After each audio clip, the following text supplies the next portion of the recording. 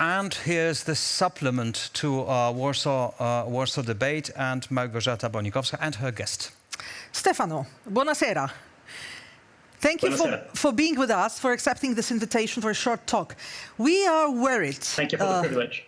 We are worried here at the eastern flank or eastern front of NATO, and the EU, by the way, as well, about what will happen 2025. We will have new president of the United States, Donald Trump. We are all thinking what he can have in mind, vis-à-vis Ukraine, of course.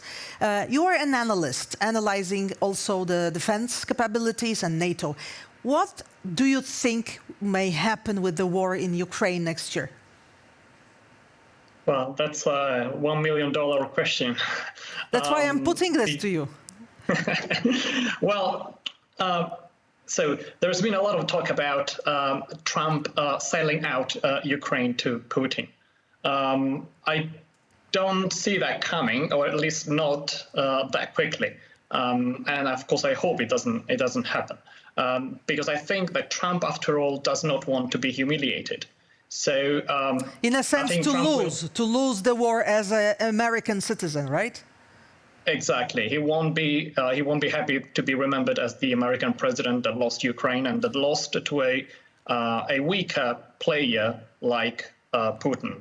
And so he will probably try to force a compromise, but force it on both parties, not just on the Ukrainians. But you think that only the ego which matters, or also, in a sense, the NATO alliance, which is the core of our security, we strongly believe, and not only in Article 5, but in the general concept of collective defense. How this is seen from Italian perspective? So, well, for just a final word on Trump, well, maybe NATO doesn't count too much for him, but the American defense industry and system does. And if they lose Ukraine, they won't be able to sell American weapons to Ukraine anymore.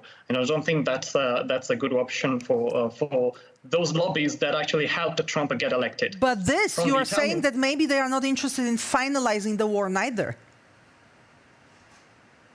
Well, yes, but I mean, if they want to keep an influence in the region, they will have to do something. They can't just sneak out. That's what I'm saying, for commercial reasons and strategic reasons as well.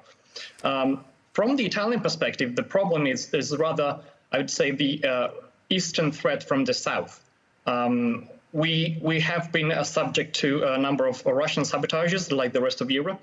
But perhaps above all, we have witnessed Russian activities in not only in the Sahel, which is very well known, but more specifically in Libya, which is one of the two big markets, energy markets for Europe, to get more autonomy from the dependency on Russian hydrocarbons. And so it's Libya, also just next door to Italy, just across the sea, right?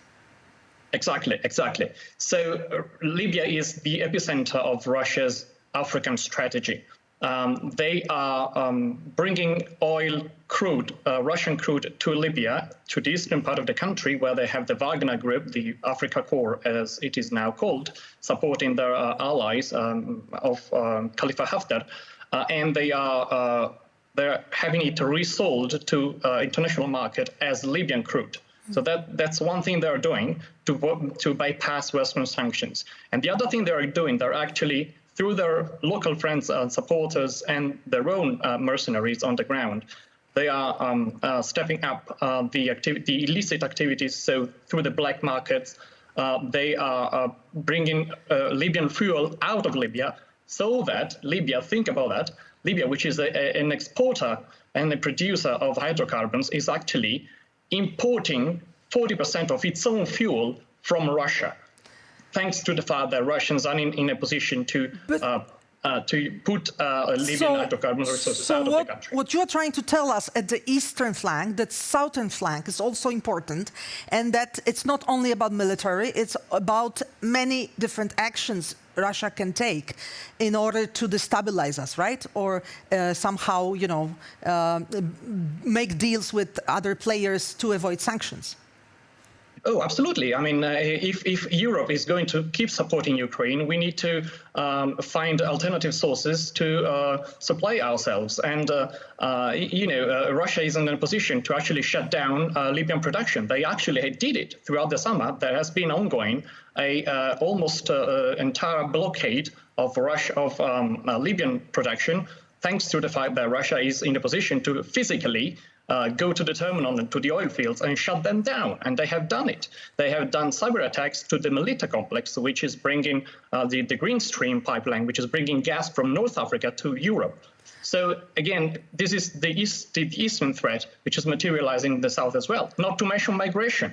Of course, but let me just put one more question, because we know, of course, that it's not only Libya. We have more problems with Sahel. We just heard the news that Chad's government wants French troops out of the country, most likely because of also Russian pressure. We have activity all over Africa. We have also Russian activity, and also business-wise, very good deals with Asian powers, such as China, first of all, until Russia is almost dependent on China. How do you see that? How do you see this Russian, not strength, but weakness from the fact that they are losing, or they just lost almost European markets? Well, the Sahel is critical, and unfortunately is nearly lost for Europe. And again, this has been a consequence of an increased Russian penetration strategy, which has worked very well, supported by a strong disinformation campaign. The latest developments, they are just the latest in a row of defeats for the European Union, which has a number of missions and operations in place, of course. This is Sahel, and China is right behind. In the same time, let's again put the question about Russian strength or weakness. The war is almost over 3 years. Doesn't put Russia in trouble as well, in the same time, making it more dependent on the partners outside Europe, outside West, especially China? Absolutely, yes. That's true, but for Putin at the moment, what really counts is to survive the war and niche a sufficiently strong peace deal to present it as a victory to its public opinion. It doesn't care whether that will make Russia a slave of China in the next 10 years. He doesn't have that kind of horizon. He's a pragmatist, so he needs to keep the boat floating enough for us to get tired of the sacrifices of supporting Ukraine and to drop the ball. But you think, you are saying that Putin may be interested in finishing this war right now because of the economic situation. But on the other side, the economy of Russia is really working as a war machine. So what will he do, in your opinion, with all these soldiers and with all these industries dedicated to producing missiles and weapons right now? The problem when you turn your economy into a war economy is then when the war ends, the risk of an economic stagnation is very serious. So Putin at the moment needs to get a ceasefire to recover somehow. And one of the key terms and conditions that is attaching to the possibility of a ceasefire is not by chance to remove sanctions on Russia.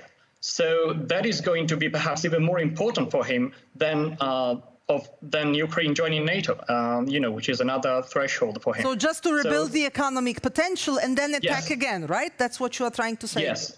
So last question, where do you think he will focus attention? Who could be next? Do you believe that NATO countries could be affected, or other countries such as like Moldova, or maybe Central Asia, or maybe Georgia?